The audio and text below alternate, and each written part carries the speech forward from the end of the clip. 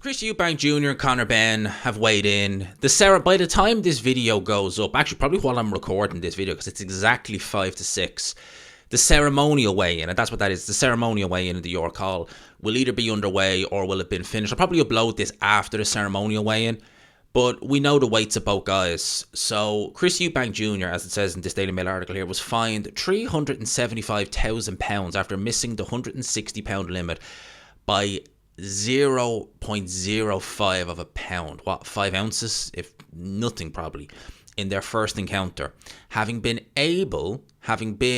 obliged, I should say, to strict weight conditions. The same rules apply for the rematch taking place tomorrow night. Conor Benn, who weighed in, I believe, because I don't have the weights in front of me, but I believe Conor Benn weighed in something like 156 pounds first time around. Well, this time he's weighed in 159.3 pounds, so he's up 3 pounds. Now, again, you would imagine for Conor Benn to be weighing 159 pounds. He's probably having to cut a little bit of weight. Like, I'm sure he, for his welterweight fights, he wasn't weighing in. He wasn't coming into the ring at 159 pounds. Probably coming in heavier than that. But I wouldn't imagine he's much over that weight, walk around weight. So then you're asking, well, what did Chris Eubank Jr. weigh in? Because Conor Benn weighed in first, so Eubank Jr. was up next. Well, Eubank Jr. weighed in slightly lighter, believe it or not, 2 ounces under, 159.1 pounds. That means he is on weight. There will be no fines for missing weight this time around. He can immediately go and start rehydrating, so he doesn't have to worry. Now, we do know that apparently there is a rehydration clause in place for this fight. Whether Eubank Jr. abides to it or not, that remains to be seen. We will be keeping our eyes very closely peeled on that tomorrow morning. I will be up early making sure. And that's, believe me, we got to do these things. I'll be seeing, will he or will he not do that weight? But immediately after making weight, Chris Eubank Jr. posted some clips on his social media saying, ain't no way I'm missing weight this time. And showing footage of him mummified, in a plastic bag. I would imagine that has Dave the heat turned on full whack. And Chris Eubank Jr., to say he looks dry, to say like there's not an ounce of fat on him. I mean, the muscles in his legs, you can say that's not muscles in his legs from, building muscle. That's the muscles just, appearing because there's nothing there. He looks not good. Let's just say it like that. Not good. It really doesn't look good. Like, it really, truly doesn't look good. So, Chris Eubank Jr., he ran into some issues with that, didn't he, last time? In terms of, posting the images and the board were saying about the sweatsuit and this, that, and the other, blah, blah, blah, blah, all that jazz, all that. And you know what, fighter fails 2 PED tests, it's all right, but fighter wears a sweatsuit. Oh, we got some problems there. Yeah. But yeah, this is it, and there's more footage. Chris Eubank Jr. wrapped in a sweatsuit, plastic hat on, and a towel on an exercise bike. You do want, oh my God. I tell you, man, I don't know how they do it. I really don't. I don't know how some of these fighters do it. I really, truly don't know how they do it. Making weight, going through all that, putting your body through all that. I mean, it must take a serious amount there. That's why you hear about when people say like a heavyweight overtrained and stuff like that, because heavyweights don't have to do what these guys have to do. When you hear of a heavyweight saying they overtrained, you're like, yeah, I can conceivably see that, because if you're trying to, I remember Isaac Chamberlain spoke about his uncle many years ago training him like a welterweight, and you're like, that's a cruiser. You can't train him the same, especially a cruiserweight who's not a particularly big cruiserweight. He's not having to really drain himself and overtrain to make the weight. It's insanity.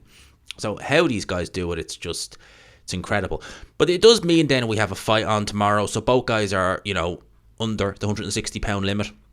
The question now remains, will Eubank Jr. adhere to that rehydration clause? I know it's contracted, all that jazz, but for me, I'd be just saying, do you know what, I won the first fight. This is a non-title fight. Conor Benn can talk all he wants about there should be T's and C's and this, that, and the other. There have been fighters, Terence Crawford, right, Sugar Ray Leonard, who've moved up 1-2 weight divisions. They haven't looked for any advantage. All this, that, and the other. You're moving up 2 weight divisions. Fine. You're moving up 2 weight divisions and you need an advantage. I've said it once, I'll say it again. Playing a game, you've got cheat codes, he doesn't. If you win, does that make it better? Hell no. Does that mean you're a better player? Hell no. Tank Davis beat Ryan Garcia. There was a rehydration clause and a catch weight. Does anyone really look at that fight and say, oh yeah, it's a great win for Tank Davis? Not really, because you know Ryan Garcia had one hand tied behind his back and now he's fighting up at 147 pounds, whereas Tank Davis, last I checked, he was a lightweight. Now, where's he going to be fighting now? Prison? Seriously. So yeah, we have a fight on for tomorrow. Look, I'm looking forward to this fight. I have to say I am. We will be doing a live watch along. I need to make sure everything works well, because this is the first watch along in this flat. The Wi-Fi is really good in here. Really, really good. Like, really good. So we should have no issues, he says now, touch wood. But it's really good Wi-Fi in here. So we should have no issues for tomorrow. I'm going to move everything into the living room. We're going to probably do it like this, so it won't be a forward-facing camera like it is normally. It's going to be a rear-facing camera, thank God, because it'll probably look a bit better. And yeah, we will go from there. But yeah, both guys on weight. My pick for this fight is still the same. I think Chris Eubank Jr. should win this fight. If there's no rehydration clause, he wins this fight very comfortably, in my opinion. Probably again 8-4, which is reasonably comfy, but I could see it going to, seriously, if there's no rehydration clause and he's on it from the first bell, 10-2, 9-3, 8-4, that type of fight. If the rehydration clause is adhered to and it is applied, it becomes a lot more closer. It becomes a more of a 5-7, maybe it could go either way. That's what I think, you know, just me personally, that's how I think it could go if the rehydration clause is still there. So those are my thoughts. Eubank Jr., Conor Benn. Eubank looked drained. He did. Would have to be expected. Win or lose, if he carries on, this needs to be the last fight at 160 pounds. He's outgrown the weight. He outgrew the weight. This is a guy who was fighting at 168 pounds. Yes, he was somewhat undersized, but he wasn't, you know, he wasn't Terence Crawford undersized at 168 pounds. You know, he was smaller, but, you know, give it a couple more years, he would have grown into it. Moving back down to middleweight, he should have moved up 3 years ago, really. He should have moved up really after the Liam Smith fight. That was the perfect time to do it. Enough's enough. Stick a fork in him at that weight. He's done.